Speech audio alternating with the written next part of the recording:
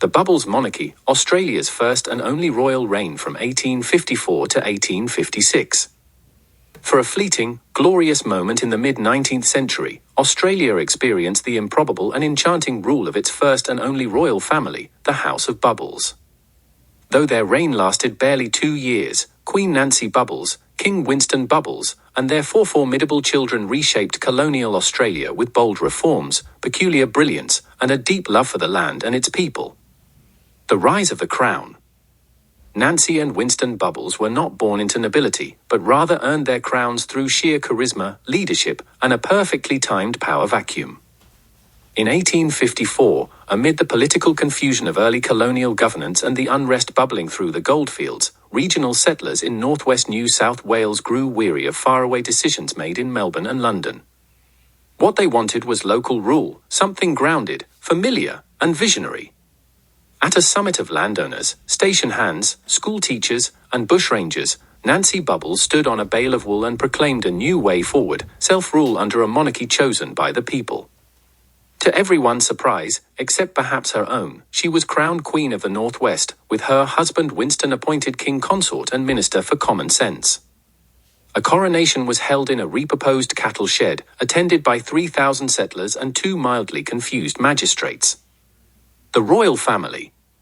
The Bubbles children each took on royal responsibilities with flair. Princess Clementine Bubbles oversaw education, establishing Australia's first network of schoolhouses with bilingual lessons in English and Indigenous languages. Prince Reggie Bubbles, Minister of Infrastructure, commissioned sturdy wooden bridges and dust-proof post routes across flood-prone regions. Princess Juneberry Bubbles pioneered women's rights in the colony, introducing equal land. Sorry, my microphone suddenly turned off. Equal land inheritance laws and opening the first Bush Women's Leadership College. Prince Percival or Percy the Untamed Bubbles was a military commander, philosopher, and accidental outlaw, beloved for his bizarre but effective use of goat messengers in times of war. Achievements of the Bubbles reign. Despite its short span, the Bubbles monarchy introduced numerous reforms and innovations that left a lasting impression on northwest New South Wales. For example, the Frontier Roads Act of 1855 was a campaign to carve out usable, safe roads across remote areas, built by willing locals and guided by Aboriginal trackers. The Rural Sovereignty Charter allowed towns and farming collectives to vote on their own laws, taxes, and holidays, resulting in celebrations like Possum Day, the Festival of Quiet Weather, and National Kitten Day.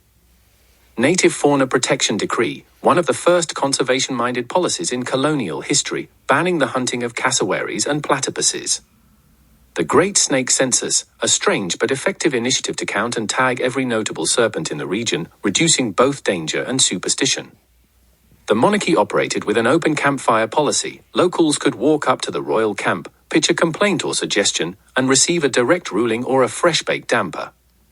Governance was personal, passionate, and wildly unconventional. The fall of the crown.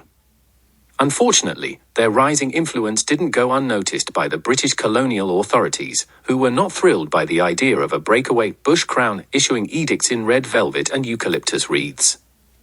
In 1856, pressured by growing British disapproval and threats of military intervention, Queen Nancy reluctantly abdicated during a tearful farewell at the Tibooburra Royal Camp. Rather than resist, the Bubbles family dispersed across the colonies, continuing their work quietly in education, land reform, and rural healthcare.